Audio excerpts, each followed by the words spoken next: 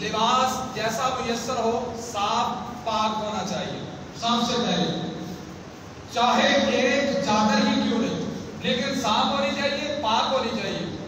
نبی کریم صلی اللہ علیہ وسلم نے ایک حدیث ہے، ابو ہریرہ رضی اللہ تعالیٰ عنہ اس کے راوی ہیں، صحیح بخاری کی یہ روایت ہے کہ نبی کریم صلی اللہ علیہ وسلم نے فرمایا لا یصلی احدکم فی الثوب الواحد، ایک کپڑے میں کوئی بندہ اس وقت تک نماز نہ پڑھے، ایک کپڑا ہو اس میں اس وقت تک نماز نہ پڑھے، کب تک؟ کتنا لباس ضروری ہے نمازی کا؟ ایک مرد کو اپنا صدر ڈھانپنا کہاں تک ضروری ہے؟ رسول اللہ صلی اللہ علیہ وسلم نے فرمایا لیس علی عاتقیہ شیء، کہ اس کے کندھوں پر کوئی کپڑا نہ ہو، یعنی کندھے ڈھانپنے ہیں، کندھوں سے لے کر آپ کے گھٹنوں سے نیچے تک ایک مرد کا سارا جسم ڈھانپا ہوا ڈھکا ہوا ہونا چاہیے۔ کیا سمجھے کہ نمازی کا لباس، جس لباس کے بغیر نماز نہیں ہوتی، جس لباس کے بغیر نماز نہیں ہوتی، وہ کہاں تک پہننا فرض اور ضروری ہے؟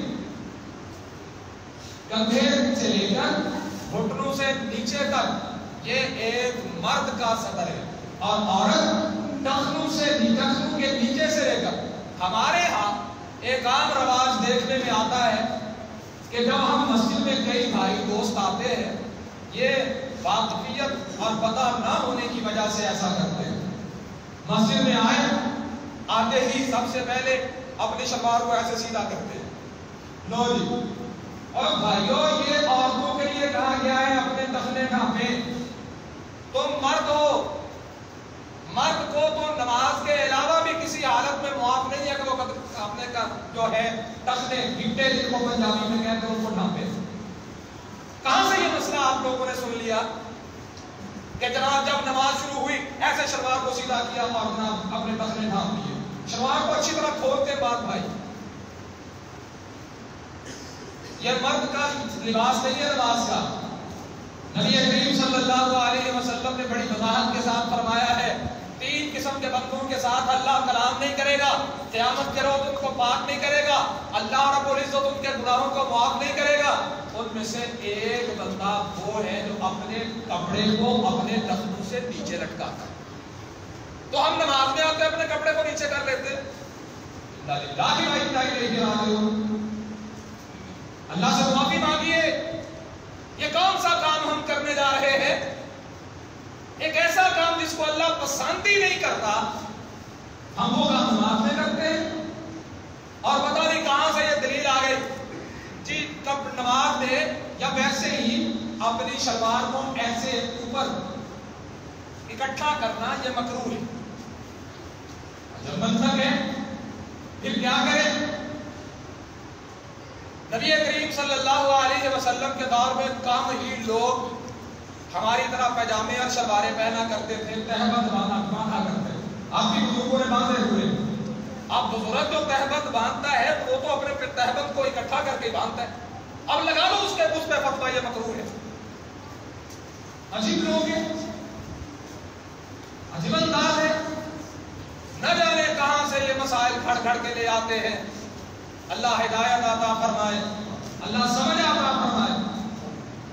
تو میں عرض کر رہا ہوں ایک نمازی، اس کا لباس، ایک اور بات یاد رکھیے، رسول اللہ صلی اللہ علیہ وسلم نے اپنی زندگی میں کم ہی نمازیں ہیں جو بغیر سر پہ کپڑا رکھے پڑھی، یہ بات ہے، کم ہی نمازیں ہیں جو آپ نے بغیر کپڑے کے پڑھی ہیں، لیکن کوئی نماز ایسی نہیں ہے جو اللہ کے محبوب علیہ السلام نے بغیر داڑھی کے پڑھی۔ کپڑا سر پہ رکھنے سے ضروری داڑھی ہے چہرے پہ۔ اگر یہ کہا جائے کہ سر پہ کپڑا نہیں رکھو گے نماز نہیں ہوگی، تو پھر چہرے پہ داڑھی نہ رکھ کے نماز کیسے بنا لی آپ نے؟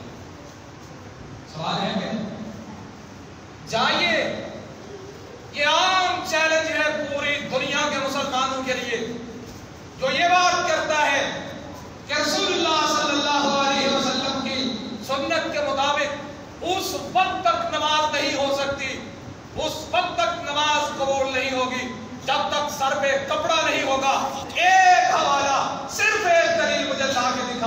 کہ اللہ کے نبی نے بغیر داڑھی کے نماز پڑھی.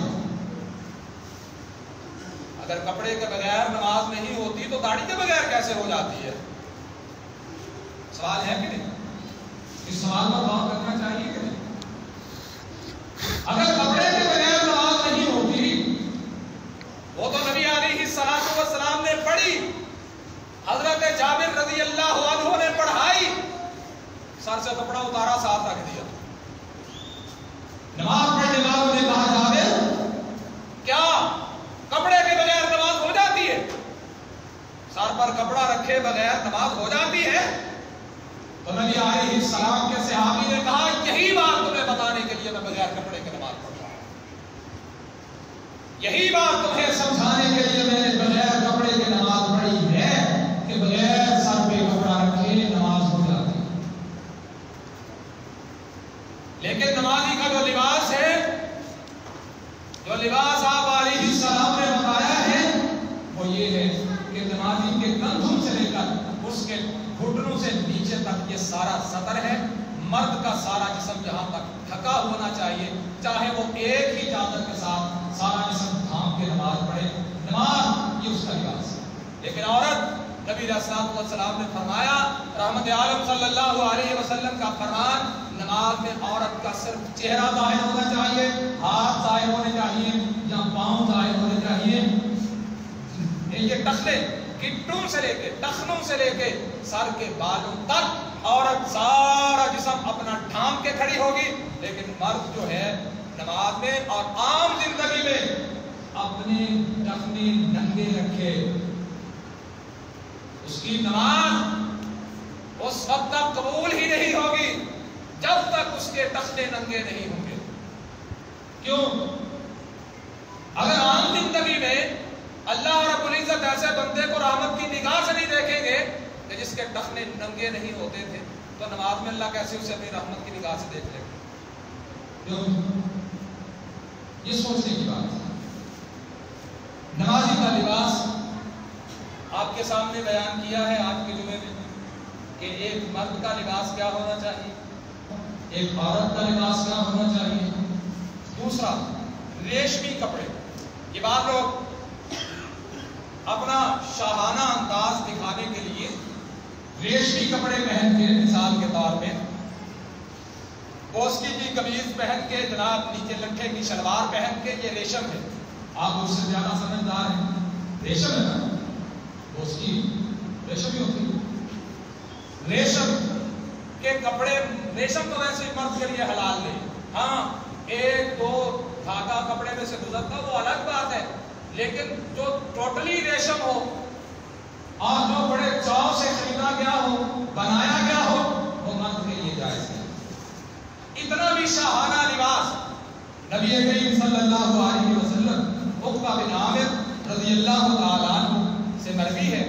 یہ صحیح البخاری کی یہ بھی حدیث ہے. اہدی الی النبی صلی اللہ علیہ وسلم فروج حریر. نبی کریم صلی اللہ علیہ وسلم کو ایک ریشم کا دلہ دیا گیا، ریشم کا لباس دیا گیا. فلبسہ